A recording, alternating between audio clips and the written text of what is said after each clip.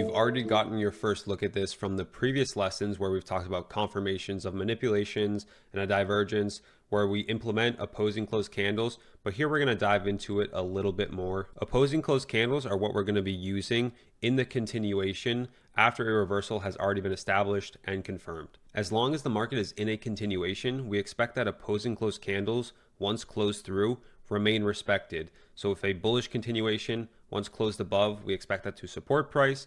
In a bearish continuation, lower, closing below up closed candles, we expect that to resist price. As long as there is a draw that still remains open, this is the concept that we're looking to follow. And this is a signature that is exclusive to expansion markets. When we set the narrative and do all that work properly, this is a signature that we get, and you're rewarded with something that's so simple but very powerful and consistent. And we're going to use it for a lot of framing trades and also for our entries. As I just briefly went through, and something that you already understand from previous lessons, the same concept applies when we're looking at that confirmation piece for opposing closed candles in the continuation. We have a series here. So this is a bullish example, down closed candles in a series. The close above the highest down closed candle, that opening price, that close above here is the confirmation piece that this low should not be traded back to. If it's a single opposing closed candle, a down closed candle in this example, that close above the opening price is the confirmation. It's the same thing, bearish, flip it. For up closed candles, the opening price of the lowest up closed candle in that series. Closing below that is the confirmation. Here you may be asking yourself, what is generally considered a valid opposing closed candle in the continuation that I should be focused on?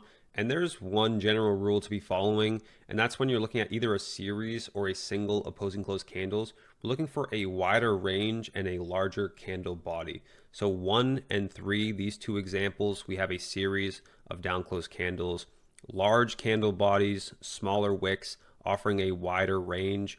3 has a large candle body and a wider range.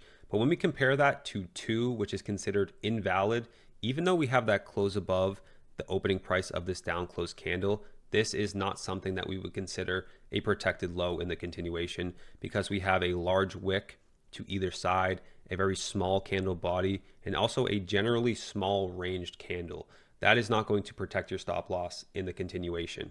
We really want to see these bulky candle bodies and this larger range on the opposing candles because we know that in expansions, the market is not going to make deep retracements back down or against the trend that it's currently in. It has urgency to go in one direction, and we have a larger range like that close through. It's unlikely the market is going to drop all the way back down and then continue again. That's really what you're looking for. When you have these smaller ranged, it doesn't work in the same way. Again, repeating the logic that we've already gone through when we're setting that invalidation point after getting the closes through, it is different depending on the step of the model that you are in. If you're using it for higher time frame framework, you're using equilibrium from the highest candle body to the lowest candle body, marking that out. We want to see price remain above it if bullish, below it if bearish. If we're looking at an entry on a lower time frame, once we get that close through here and here, the invalidation point is on the opposing swing point. That's where we're putting our stop loss. That is the true invalidation point when considering an entry.